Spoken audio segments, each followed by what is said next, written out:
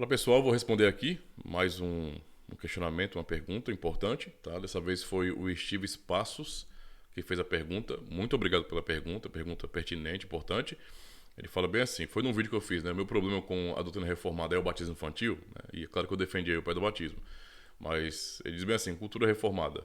Eu li Gálatas 3, que você mencionou no vídeo. Estava fazendo sentido para mim o batismo infantil como uma das promessas de Deus para Abraão que se estenderia até a sua descendência.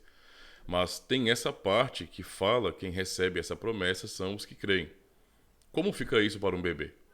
Mas a Escritura encerrou tudo sobre o pecado para que, mediante a fé em Jesus Cristo, fosse a promessa concedida aos que creem. É perfeito. Não tem nenhum problema e nenhuma contradição ou tensão. Né? Na aliança é exatamente assim que funciona. Basta o irmão pensar. Não é? Lembre-se, Paulo, judeu, tá? Usando a linguagem da aliança, não é? Nessa carta aos Gálatas para combater, não é? Também aquela prática judaizante, não é? Aquele incentivo judaizante de querer voltar a certas práticas da lei para isso. Não é? Colossenses também temos um pouco disso aí também, de Paulo combatendo essas questões, mas aqui é bem específico. Né? E Paulo realmente fala da aliança e faz esse link, assim como também em Romanos 9, assim como também em Romanos 4. Paulo, como um judeu, está fazendo sempre esse link, não é, de aliança que Deus fez com Abraão e nós, crentes na nova aliança, como sendo os verdadeiros filhos de Abraão, porque cremos. Assim como os do passado lá, não é? Os israelitas que realmente criam na promessa de Deus, eram os crentes e, portanto, eram os filhos verdadeiros de Abraão. Até Romanos 9, Paulo fala que não são os da carne, não é, que são os filhos de Abraão, mas os da fé, os da promessa, digamos assim. Né? Então, é só você observar, não há uma contradição aqui, não é, quando você pensa em que existe uma questão de crer para ser herdeiro. Por quê? Porque a aliança que Deus fez com Abraão, que é o que Paulo está usando aqui para falar sobre os crentes da nova aliança, por exemplo, não é? Que também são herdeiros porque estão em Cristo, certo? A aliança que Deus fez com Abraão foi essa. Deus abençoou o crente Abraão e os seus filhos. E isso é aplicado imediatamente aos filhos pequenos. Não está falando sobre os filhos quando um dia eles crescerem e então assumirem publicamente a fé no Deus de Israel. Não. Com 8 dias de nascido. Então o bebezinho israelita não cria também. Ele também não cria. Tinha 8 dias de nascido, era um bebê. E mesmo assim, não é, o sinal da aliança que Deus fez com eles, com o crente Abraão, não é, deveria ser aplicado no seu filho. Tá? Então sempre os pais crentes é quem vão até Deus, certo? E portanto Deus tem uma aliança com esses pais crentes e com os seus filhos. É assim que a aliança funciona.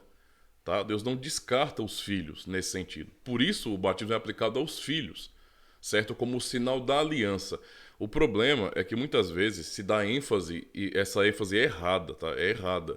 A fé é importante com relação ao batismo. Muitos textos são citados no Novo Testamento para dar ênfase à fé e batismo, sempre ligando uma coisa a outra. Só que o batismo como um sacramento, ele é dado por Deus, ele foi ordenado por Cristo. Então é algo que fala mais de Deus e sua graça em dar um sinal para o seu povo, não é, do que a atitude da pessoa em crer em Jesus Cristo. Tá? Então é uma pergunta sobre a natureza do batismo. Sobre o que o batismo fala, ou qual é a ênfase do batismo? Não é? A ênfase é em Deus, em sua graça, em vir até o ser humano, nesse sentido, não é? E o marcar, lhe dando a fé, ou o batismo fala mais do homem nesse sentido. Porque na aliança, não é, o sinal desta aliança, o sinal dessa promessa, fala mais de Deus do que daquele que recebe, certo? E mesmo assim, aquele que recebe também tem esse destaque. Então Abraão creu em Deus, não é, antes de receber a circuncisão. Paulo usa esse argumento no capítulo 4 de Romanos, inclusive ele chama a circuncisão de selo da justiça da fé. Dê uma lidinha também em Romanos 4 para você entender isso, tá? Para você compreender também que não há nenhum problema aqui, certo? Se a preocupação é que somente os herdeiros, os crentes nesse sentido confessos, podem ser herdeiros, Abraão também era um crente confesso e herdeiro, mas seus filhos pequenos, né, no caso Isaac de 8 dias de nascido, não era nesse sentido um crente, era um bebê e mesmo assim recebeu o sinal. E então isso se aplica também logicamente aos filhos da aliança hoje, né? Os pais creem, certo, recebem um batismo e seus filhos que ainda não são crentes, não é, pela aliança recebem também o sinal porque são também herdeiros ou também são filhos da aliança como seus pais. Tá? Se vamos chegar, por exemplo, a enfatizar, não, mas aí tem que crer, como é a ênfase batista, por exemplo, então vamos ser honestos e aplicar o princípio de uma maneira até as últimas consequências. Porque se a criança, veja, eu aprendo na Bíblia que quem crê e for batizado será salvo. Marcos, não é? Então tem que crer nesse sentido. Se eu devo aplicar esse princípio, não é? Para justificar a rejeição do batismo de uma criança, porque o ponto tem que crer para ser salvo e, portanto, batizado, então, basicamente, eu devo também ir até as últimas consequências nesse sentido e dizer que é algo radical, né? Dizer assim, então, necessariamente, todos os bebês vão para o inferno. Por quê? Porque eles não creem. Tá? Então, se um bebê não crê, então por que ele vai ser salvo? Ah, mas aí ele é inocente. Não, não é. A Bíblia não diz que nenhum bebê é inocente. Nós somos nascidos e concebidos em pecado. E se nós somos concebidos em pecado, já estamos prontinhos para ir para o inferno. É o que a Bíblia ensina. Não tem como negar isso aí. Então vamos aplicar o princípio até as últimas consequências. Não, o bebê tem que ir para o inferno também, porque ele não crê. Se eu for usar esses textos, não é? O problema é que esses textos não estão falando de crianças. Esses textos estão dando ênfase àqueles que vão receber, nesse sentido, o evangelho, aprender, crer e então espalhar o evangelho. Não é? Tem mais a ver com questões territoriais, de espalhar o evangelho, não tem nada a ver com criança esses textos. Tá? Por isso, não faz sentido debater crianças nesses textos, porque o texto não está abordando isso.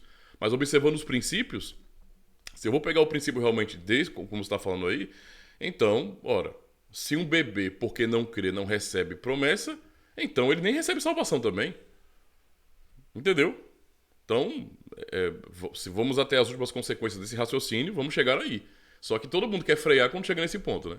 Não, então eu não posso fazer uma seleção teológica por conveniência. Não, eu tenho que realmente olhar para o fato de que Deus fez uma aliança com Abraão, o crente, certo? E também com os seus filhos que ainda não criam, tá? E mandou repetir isso em todas as gerações. Inclusive, vamos não pensar agora na obra de Cristo. Se o sacramento, né, a ordem da circuncisão, como Deus fala lá em Gênesis 17, é perpétua, ou seja, em todas as gerações de filhos de Abraão, e nós somos filhos de Abraão, pela lógica, nós também deveremos ser circuncidados. Mas por que nós não somos circuncidados? Porque a Bíblia anula isso, mas há uma razão para isso. Né? Nós não somos circuncidados e a Bíblia, portanto, anula a circuncisão, justamente porque a circuncisão ela era um sacrifício cruento também, ou seja, ela estava ligada totalmente ao cerimonialismo do Antigo Testamento, da lei. Uma vez que o cordeiro sacrificado, Cristo, né, ele morreu de uma vez por todas e cumpriu tudo aquilo, então a circuncisão, na sua forma, digamos assim, externa e local e limitada, alcançou o seu fim. Então, uma vez que Cristo morreu, não é necessário mais circuncidar, pensando na Páscoa. Não é mais necessário um cordeiro sacrificado para a Páscoa e nem mais nenhum tipo de sacrifício cruento. Por quê? Porque o cordeiro verdadeiro, significado por tudo isso, já veio cumprir sua obra. Então, mas a ordem não foi perpétua?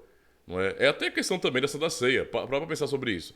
Deus ordenou a circuncisão como sendo algo perpétuo no seu povo, nas descendências de filhos de Abraão. Assim também a Páscoa, por exemplo, né? Lá em Êxodo 12. Então, se Deus falou que ia ser perpétuo, quem foi que mandou parar? E por que mandou parar? O Novo Testamento não manda parar essas coisas. Não manda parar, mas apresenta para nós uma lógica do porquê a forma como era praticada deveria ser encerrada, por conta da obra de Cristo. Uma vez que Cristo cumpriu essa obra, ele mesmo, nesse sentido, é que nos dá uma substituição para isso. Não é? Então o batismo nos é dado no lugar da circuncisão, porque também é a nossa marca ou sinal da aliança de que pertencemos a Deus, falando muito mais de Deus que institui do que o homem que crê. Entendeu a lógica? Assim também a Páscoa. Não é? Por que nós não celebramos mais a Páscoa como judeus? Porque o verdadeiro Cordeiro já morreu e ressuscitou, então eu não preciso mais derramar sangue. Ele já fez isso. Então, no lugar, ele nos dá, nesse sentido, elementos que são símbolo do seu corpo e sangue. Certo? Que representam o seu corpo e sangue nesse sentido. Tá? Por isso chama o pão de isso é meu corpo e o cálice com vinho, isso é meu sangue, né? O sangue da nova aliança. Então, basicamente esse é o raciocínio. E para poder concluir aqui, eu acho que eu não estou lembrado quando, mas eu vi algum argumento de algum pastor, eu não sei se foi o pastor Marcos Paixão, né? Se foi, de repente esse vídeo pode chegar até ele, não sei, mas não é um vídeo para combatê-lo, por favor, não entendo isso, né? Eu o respeito, ele é um grande homem de Deus, um grande pastor, fez um trabalho excepcional pelos batistas reformados aqui no Brasil, isso é inegável. Tá? E tem produzido muita coisa boa. Mas eu não sei se foi ele quem falou ou escreveu alguma coisa sobre isso, mas eu lembro nessa semana que aconteceu isso aí. Eu disse, não existe bebê cristão. Não existe bebê cristão. É, tudo bem, eu vou tomar isso como um princípio bem lógico. Não existe bebê cristão. Mas eu faria uma outra pergunta. Você, crente, de quem são os seus filhos? Não existe bebê cristão, mas de quem são seus filhos, crente? Seus filhos são de Cristo? Eles pertencem a Ele? Ou não? Pois não pertencem a ninguém. Né? Fica aí o raciocínio. Eu, como cristão reformado, entendo que meus filhos ou minhas filhas são do Senhor. Pertencem a Cristo. Por isso mesmo eu as levei para o batismo. Né? Eu nem batizei para que elas pertencessem à aliança. Não, eu as batizei porque elas são da aliança. Elas pertencem à aliança. E se nós somos da aliança, temos que receber o sinal dela.